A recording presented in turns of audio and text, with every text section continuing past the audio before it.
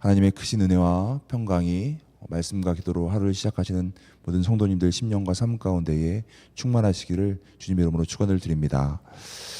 우리 그리스도인들이 지나치게 사회 정치에 무관심해서도 안 되지만 정치를 업으로 하지 않은데 지나치게 정치에 몰두해서도 안 됩니다.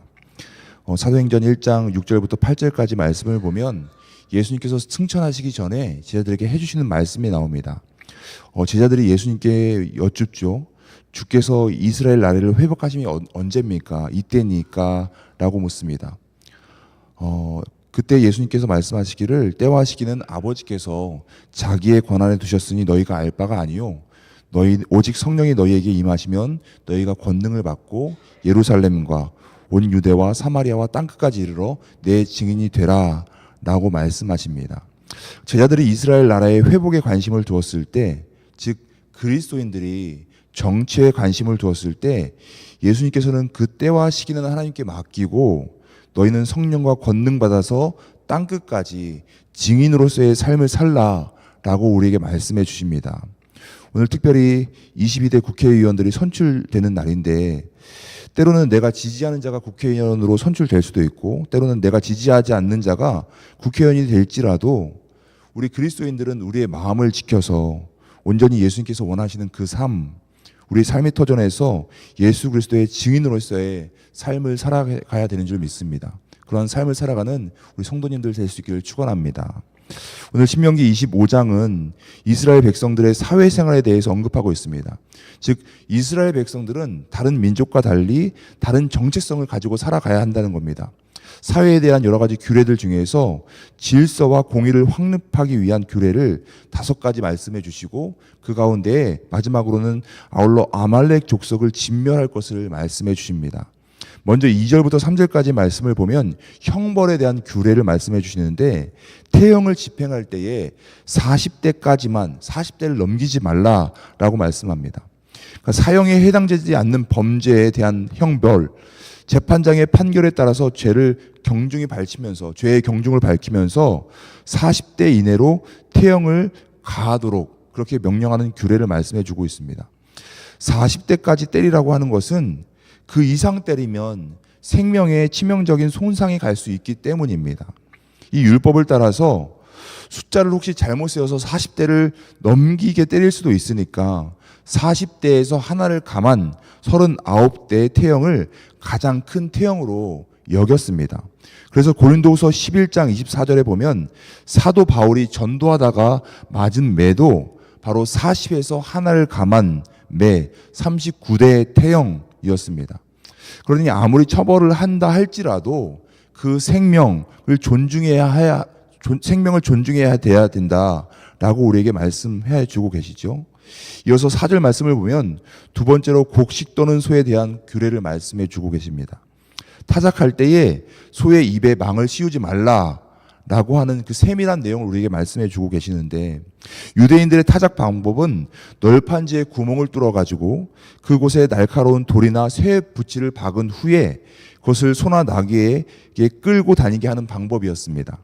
그렇게 일을 할 때에 소의 입에 망을 씌우지 않는 건 소가 일하면서 그것을 끌고 다니면서 먹을 수 있을 만큼 먹을 수 있게 하기 위함이었다고 합니다.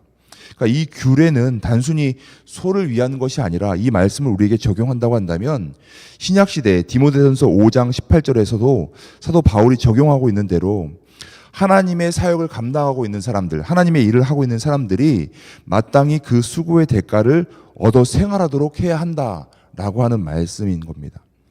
5절부터 10절까지 있는 말씀, 세 번째는 계대 결혼법에 대해서 말씀해 주고 있는데 결혼한 형제가 자녀 없이 죽었을 때에 다른 형제가 형제된 의무로서 죽은 형제의 과부된 아내와 결혼하라고 하는 겁니다. 그러니까 죽은 형제의 대를 이음으로써 그 가문을 지파 내에서 보존하려고 하는 목적도 있었지만 또한 이스라엘 여인이 이방 사람들과 이방 남자와 결혼하는 것을 방지할 목적도 있었습니다. 이런 일을 행하지 않는 사람에 대해서는 동네에서 수치가 되게 함으로써 이 법을 계속 유지하게 하는 거죠. 이 법을 유지하는 데에는 이방인들과의 결혼으로 인한 이스라엘의 신앙 변질을 막으려고 하는 목적이 있었다는 겁니다. 11절부터 12절까지 말씀을 보면 네 번째로 정숙하지 못한 여인에 대한 규례입니다. 정숙하지 못한 여인은 어떻게 할 것인가? 자기의 남편을 해하는, 남편에게 해를 끼치는 그 남자의 음낭을 잡은 여자의 손을 잘라버리라라고 말씀합니다. 그러니까 풍기문란을 방지하기 위함이기도 합니다. 그러니까 공경에 처한 남편을 구하기 위해서 그 남편을 공격하고 있는 남자의 음낭을 잡는 것을, 그런 잡는 행위를 했을 경우에 그 여인을 불쌍히 여기지 말고 그 손을 찍어버리라라고 하는 건데, 어떻게 보면 가혹해 보이는 말씀일 수도 있지만 단순히 이 정숙하지 못한 여인을 처벌하는 것뿐만 아니라 남자의 그 생식기가 자손을 이어가는 데 중요한데, 그러니까 이스라엘 민족을 계속해서 이어가야 되는데 그 생식 기능에 중대한 위협을 초래할 수 있는 행위를 용서하지 말라라고 분명히 우리에게 말씀해 주고 있는 겁니다. 마지막으로 다섯 번째는 13절부터 보면 공정한 상거래를 위한 규례를 우리에게 말씀해 주고 있습니다. 그 상거래 시에 저울추를, 되를 속이지 말고 공정하게 거래하라 라고 말씀하는 거죠. 그러니까 하나님의 백성들, 우리들은 저울추를 속임으로써 상거래를 불공정하게 하는 행위가 용납되지 않습니다. 부정한 추를 사용하는 것, 공의와 질서로 유지되어야 하는 그 사회를 혼란케 하는 것이고 불신을 초래하는 행위이기 때문입니다. 그러니까 저울추를 속이지 말라고 명하시는 것은 정직한 상거래를 통해서 하나님께서 우리에게 주시는 그 축복을 믿고 그렇게 살아가라라고 하는 겁니다. 즉 우리 그리스도인들의 경제적인 소득은 정당한 방법에 의해서 얻어져야 한다는 거죠. 그러니까 이 땅 가운데 우리가 살아가면서 이 땅에 집착하면 안 된다라고 하는 것을 분명히 우리에게 말씀해 주고 있습니다. 어떻게 해서든지 너의 재물을 모으라라고 말씀하는 것이 아니라 공정하게 추를 사용하고 공정하게 대를 사용해서 너희가 얻을 수 있는 경제적인 이득을 얻으라라고 분명히 우리에게 말씀하고 있습니다. 마지막으로 17절부터 19절까지의 말씀은 아말렉 족속을 진멸하라라고 명령합니다.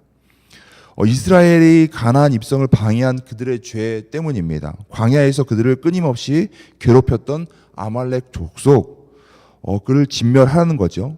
그러니까 아말렉 족속에 대한 그런 행동은 결국에는 하나님의 백성에 대한 도전일 뿐만 아니라 하나님께 대한 도전이기도 하고 하나님을 모독하는 행위이었기 때문입니다. 그렇기에 반드시 아말렉 족속을 진멸시켜서 하나님의 공의를 드러내라, 하나님의 이름을 영화롭게 하라라고 우리에게 말씀해 주고 있습니다. 즉 우리 그리스도인들이, 하나님의 자녀들이 무슨 일을 하든지 우리의 신앙을 지키면서 하나님의 이름을 영화롭게 하는 삶을 우리가 이 땅 가운데 살아야 함을 말씀을 통해서 깨닫게 됩니다. 이처럼 이스라엘 백성들은 하나님의 율법을 받은 자들로서 이방 민족들과는 구별되는 생활을 해야 했습니다. 그렇기에 구체적인 규례들을 오늘 우리에게 말씀해 주고 계신 거죠. 오늘 살아가는 우리 그리스도인들도 마찬가지입니다. 우리들 역시 이 세상 한가운데서 살아가지만, 이 사회 가운데서 살아가지만 다른 사람들과 달리 그리스도인으로서의 정체를 잃지 않고 생활하며 살아가야 됩니다. 하나님의 말씀이 하나님께서 우리에게 원하시는 것이 무엇인지 늘 마음에 새기고 살아가야 합니다. 그것이 세상에서 빛과 소금으로서의 역할을 감당하는 우리 그리스도인들의 삶이 되어야 되는 줄 믿습니다. 세상 사람들과는 구별된 그리스도인들, 우리의 삶의 궁극적인 관심과 시선이 이 땅 가운데 있는 것이 아니라, 이 땅의 정치에 있는 것이 아니라 영원한 그 하늘나라, 주님 다시 오실 그때에 있고 복음의 증인으로서의 삶을 살아가야 되는 줄 믿습니다. 오늘 우리의 하루의 삶이 그런 삶이 될 수 있기를 주님의 이름으로 축원을 드립니다. 기도하겠습니다. 우리의 삶의 주인 되시고 인류 역사의 주관자 되시는 하나님 아버지, 오늘도 우리에게 새날을 허락하시고 생명으로 살아가게 하시니 감사합니다. 하나님께서 허락하신 이 땅에서 우리가 살아갈 때에 하나님께서 우리에게 주신 그 말씀 따라 살아가기를 원하오니, 하나님께서 우리의 삶뿐만 아니라 이 사회까지도 다스려 주시기를 간절히 소망합니다. 존중과 배려, 정의와 상식이 통하는 사회가 되게 하시고, 특별히 우리 그리스도인들이 깨어 빛과 소금의 역할을 감당할 수 있도록 은혜로 함께하여 주시옵소서. 특별히 오늘 우리나라 국회의원을 선출하는 날입니다. 하나님의 뜻에 합당한 자들 세워지게 하시고, 그렇게 선택할 수 있도록 우리에게 지혜를 허락하여 주시옵소서. 때로는 지나치게 이 땅에 집착하는 자들 되지 않게 하시고 영원한 하늘나라 주님 다시 오실 그때를 사모하며 기다리는 우리 모두가 될 수 있도록 은혜로 우리의 삶을 지키시고 인도하여 주시옵소서. 오늘 수요 저녁에는 수요 예배로 함께 모입니다. 하나님을 예배하는 일을 사모하며 모이기에 힘쓰는 우리 아연의 교우들 되도록 은혜로 인도하여 주시옵소서. 오늘 하루도 온전히 주님을 의지하오며 우리 주 예수 그리스도의 이름으로 기도드립니다. 아멘. 하늘에 계신 우리 아버지여, 이름이 거룩히 여김을 받으시오며 나라가 임하시오며 뜻이 하늘에서 이루어진 것 같이 땅에서도 이루어지이다. 오늘 우리에게 일용할 양식을 주시옵고 우리가 우리에게 죄 지은 자를 사하여 준 것 같이 우리의 죄를 사하여 주시옵고 우리를 시험에 들게 하지 마시옵고 다만 악에서 구하시옵소서. 나라와 권세와 영광이 아버지께 영원히 있사옵나이다. 아멘.